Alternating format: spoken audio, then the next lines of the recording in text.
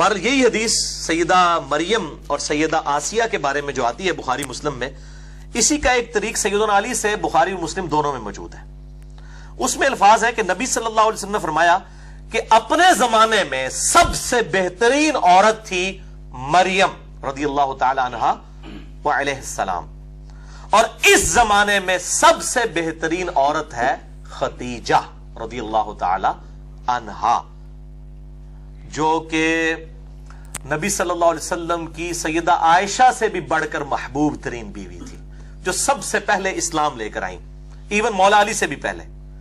سب سے پہلے یہ مان لائیں، اس کے بعد مولا علی، اس کے بعد زید بن حارثہ، اور پھر ابو بکر الصدیق رضی اللہ عنہم اجمعین وعلیہم السلام. تو سیدہ خدیجہ کو آپ نے فرمایا یہ سب سے بہترین عورت ہے اس زمانے کی. اللہ اکبر. بلکہ اسی کانٹیکسٹ میں بخاری اور مسلم میں ایک اور حدیث ہے، مشکات میں آپ کو ازواج مطہرات والے چیپٹر میں یہ حدیث بھی مل جائے گی کہ اما عائشہ رضی اللہ تعالیٰ عنہ خود کہتی ہیں مجھے سب سے زیادہ جس عورت پہ رشک ہے وہ خدیجہ ہے، سیدہ فاطمہ کی ماں اور حضور کی بیوی، محبوب ترین. آپ صلی اللہ علیہ وسلم خدیجہ کا اتنا ذکر کرتے کہ مجھے خدیجہ پر رشک ہونے لگتا، حالانکہ میں نے خدیجہ کو دیکھا نہیں تھا.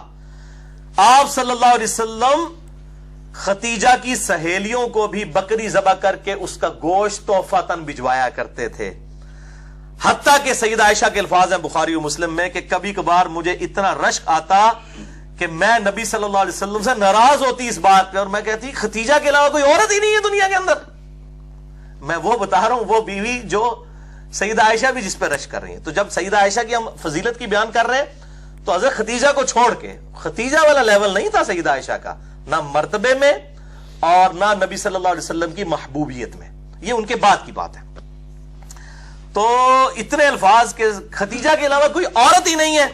نبی صلی اللہ علیہ وسلم نے فرمایا کہ جب وہ حضرت عائشہ کہتی ہیں جب یہ بات کرتی تو نبی صلی اللہ علیہ وسلم اس کی خوبیاں گنوانا شروع کر دیتے، خدیجہ میں یہ خوبی تھی، خدیجہ میں یہ خوبی تھی، یعنی بتانے کے لیے کہ یہ خوبیاں ہیں جو تم میں بھی نہیں موجود ہیں، تم باقی بیویوں میں بھی وہ خوبیاں نہیں ہیں. اور پھر فرمایا کہ میری تو ساری اولاد ہی خدیجہ سے ہے، یعنی آپ کی جو چاروں بیٹیاں ہیں، ٹھیک ہے، اور سیدہ فاطمہ اور سیدہ رقیہ، سیدہ ام کلثوم اور سیدہ زینب رضی اللہ عنہم اجمعین وعلیہم السلام، یہ چاروں بیٹیاں سیدہ خدیجہ سے ہوئی ہیں، اور یہ ان کی اپنی بیٹیاں ہیں نبی صلی اللہ علیہ وسلم کی. یہ جو مشہور کیا نا یہ پچھلے خامد تھی اور عجیب و غریب وہ بتا رہے ہوتے ہیں صاحب کتاب، اس دنیا میں سب سے بڑا رافضی جو ابو بکر عمر کو نعوذ باللہ من ذالک اعلانیہ طور پر منافق کہتا ہے، یاسر الحبیب. عرب میں اس کے پائے کا کوئی رافضی نہیں ہے. میں شیعہ کی بات نہیں کر رہا، رافضی اس کو خود شیعہ نے اور ایران نے نکال دیا تھا اور اس کو گمراہ ڈکلیئر کیا ہوا ہے. وہ بھی مانتا ہے کہ نبی صلی اللہ علیہ وسلم کی یہ چاروں بیٹیاں اپنی ہیں، سیدہ خدیجہ سے نبی صلی اللہ علیہ وسلم کی بیٹیاں ہیں، پچھلے خامد سے نہیں ہیں. تو یہ میں رافضیوں کو خصوصاً پھکی دینے لگا ہوں کہ سب سے بڑا رافضی یاسر الحبیب. سنی اور شیعہ دونوں کتابوں میں ملتا ہے کہ آپ صلی اللہ علیہ وسلم کی اپنی بیٹیاں تھیں. باقی یہ جو وہ حساب لگانے شروع کرتے ہیں نا، اتنے سال کی عمر میں شادی ہوئی ہے، وہ صحابی غلط ہے، وہ سارے تاریخی روایتیں. کوئی صحیح سند سے ثابت نہیں ہے کہ نبی صلی اللہ علیہ وسلم کے عقد میں سیدہ خدیجہ جب آئی تو ان کی عمر 40 سال تھی. کوئی صحیح سند سے ثابت نہیں ہے، اور نہ یہ صحیح سند سے ثابت ہے کہ آپ صلی اللہ علیہ وسلم کی ہجرت کے بعد یہ بیٹیاں پیدا ہوئیں. یہ اپنی ٹائمنگ پہ ہی پیدا ہوئیں اور الحمدللہ ہجرت کے وقت یہ بالغہ تھی. تو یہ میں نے ضمناً مسئلہ عرض کر دیا. تو سیدہ خدیجہ رضی اللہ تعالیٰ عنہ اتنی محبوب تھیں کہ 24 سال تک آپ صلی اللہ علیہ وسلم کے عقد میں رہی ہیں، 24 سال تک. اور آپ صلی اللہ علیہ وآلہ وسلم نے ان کی زندگی کے اندر دوسری شادی نہیں کی ہے. اس سے اندازہ کر لیں 49 نبوی میں جب نبی صلی اللہ علیہ وسلم کی عمر مبارک 49 سال ہوئی، کیونکہ آپ کی شادی 25 سال کی عمر میں ہوئی، اسی سال آپ پر 2 غم کے پہاڑ ٹوٹے. ایک سیدہ خدیجہ رضی اللہ تعالی عنہا کا جو ہے انتقال ہوا، اور دوسرا جناب ابی طالب کا.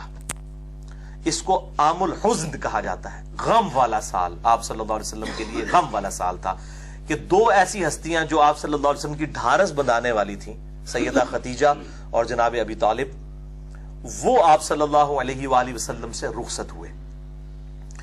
تو آپ صلی اللہ علیہ وسلم نے سیدہ خدیجہ کی زندگی میں دوسری شادی کبھی نہیں کی ہے. یہ آپ صلی اللہ علیہ وسلم کی ایک خاص ایفیلیشن تھی اپنی اس بیوی کے ساتھ. ورنہ اس زمانے میں کتنی آفرز تھی، لیکن آپ صلی اللہ علیہ وسلم اس معاملے میں یعنی اتنی زیادہ محبت فرماتے تھے کہ کسی اور عورت کے ساتھ سیدہ خدیجہ کو آپ نے شیئر نہیں کیا. یہ سیدہ خدیجہ کی بہت بڑی فضیلت ہے رضی اللہ تعالی عنہا علیہ السلام. حتیٰ کہ غزوہ بدر کے موقع پر جب آپ صلی اللہ علیہ وسلم کی بیٹی سیدہ زینب، جن کے جو شوہر تھے ابو العاص ابن ربیعہ، جو اس وقت تک مسلمان نہیں ہوئے تھے، بعد میں مسلمان ہوئے، اس وقت تک اجازت تھی کہ غیر مسلم کے ساتھ بھی رشتہ ہو سکتا تھا. تو یہ خاوند تھے، سیدہ زینب کے خاوند جو ہے وہ قید ہو کر غزوہ بدر میں کافروں کی طرف سے لڑتے ہوئے قیدی بنا کر لائے گئے. اب فدیے سے چھڑانے کے لیے ظاہر کچھ رقم ادا کر رہی تھی تو سب لوگ رقم دے رہے تھے. تو اب سیدہ زینب کے وہ چونکہ ہسبینڈ تھے تو انہوں نے اپنے خاوند کا فدیہ دینے کے لیے اپنا وہ ہار دیا جو سیدہ خدیجہ نے اپنی بیٹی کو پہنایا تھا، سیدہ زینب کو. وہ ہار جب نبی صلی اللہ علیہ وسلم کے سامنے آیا تو آپ صلی اللہ علیہ وسلم کی آنکھوں میں آنسو آ گئے. آپ کو حضرت خدیجہ یاد آئی.